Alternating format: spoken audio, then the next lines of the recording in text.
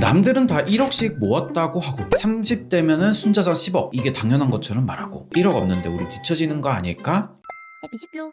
결혼하고 나서 재테크 좀 해보려고 주변 사람들 얘기 들어보면은 다들 나보다 좀 잘 사는 것 같더라고요. 특히 이제 SNS 보면 더 박탈감이 느껴지는데 다들 신축 아파트 살고 해외여행 자주 가고 명품 가방도 막 사고, 요즘 스레드나 블라인드에서도 2030 순자산 10억 기본 아니야? 이런 말들도 좀 나오더라고요. 저도 얌돌이랑 그런 걸 보면서 우리만 가난한 건가 싶었거든요. 근데 정부가 이번에 발표한 실제 통계 보면은 완전히 다른 얘기라는 걸 알게 되실 거예요. 여러분들이 생각보다 훨씬 잘하고 있고, 그리고 앞으로 신혼부부가 어떻게 자산을 키워 나가야 되는지 구체적인 3단계 전략도 같이 말씀드릴 거니까 어떻게 해야겠다라는 감을 잡을 수 있을 거예요. 보시기 전에 다들 구독, 좋아요 눌러주시고 바로 시작해 보시죠.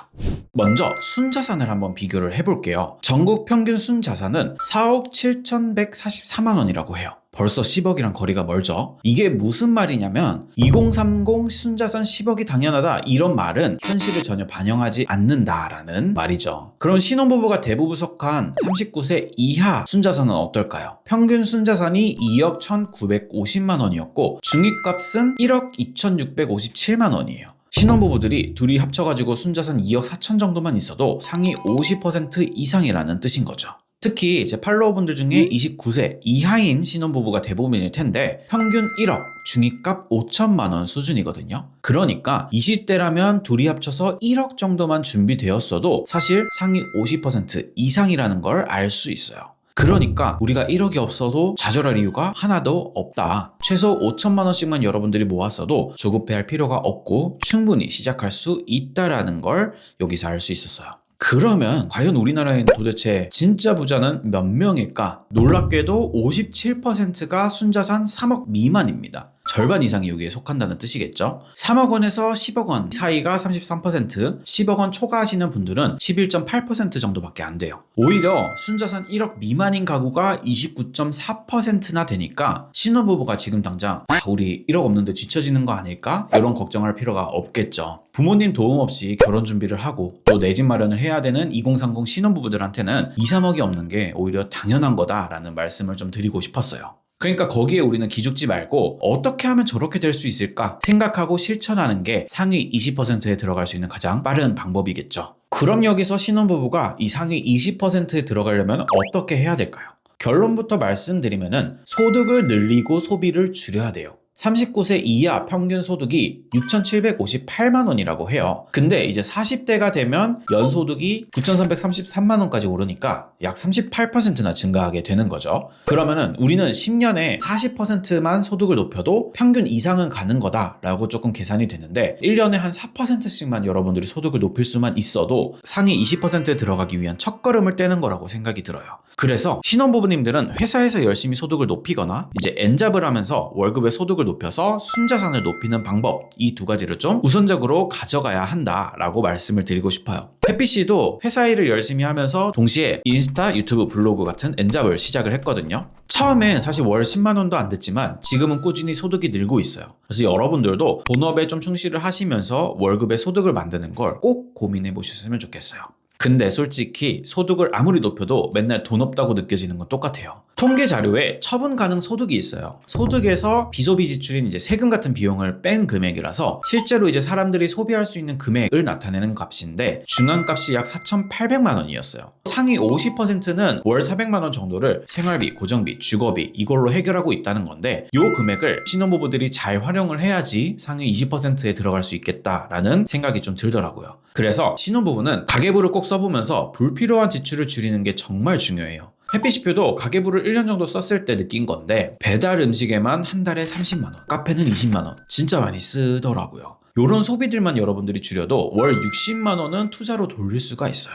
여기에 더해서 햇빛이표는 매달 부부총회를 열고 있어요. 주주총회처럼 매달 월급날에 가계부를 정리하면서 우리 소비도 점검하고 다음 달 예산도 정하고 투자 계획도 함께 세우는 그런 과정인데 요런 작은 습관들이 결국엔 쌓이고 쌓여서 상위 20%로 가는 시작이다 라고 여러분들께 말씀드리고 싶습니다. 우후. 그럼 이제 실제로 사람들은 어디에 어떻게 돈을 굴리고 있는지 확인해 보면 좋을 것 같아요.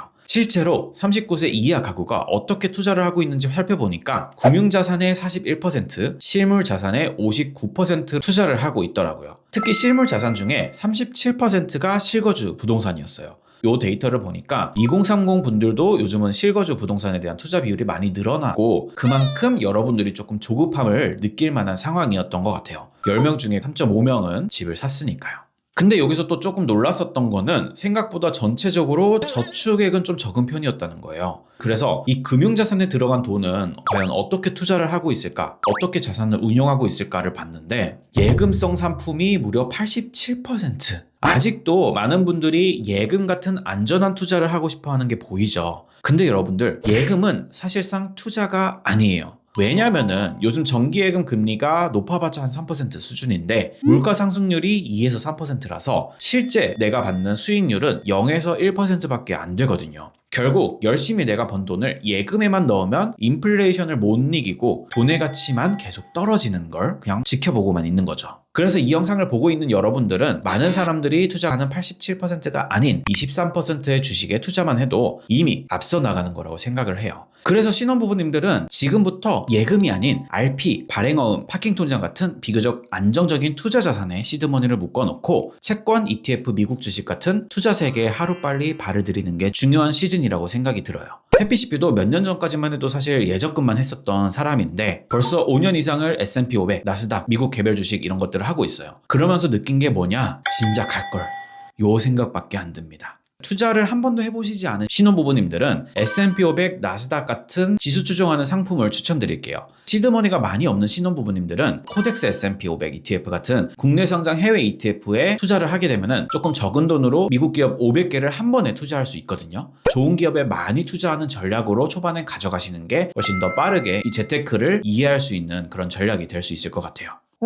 그리고 이제 통계를 쭉 보니까 또 심각한 게 하나가 또 있더라고요. 하위 80%는 순자산 점유율이 24년 대비 다 마이너스거든요. 근데 상위 20%는 1.3%포인트나 증가를 했어요. 이건 무슨 뜻이냐? 부자들의 자산이 더 빠르게 증가를 하고 있다라는 뜻이에요. 특히 하위 20%는 순자산 증감률이 마이너스 4.9%로 오히려 더 가난해지고 있고요.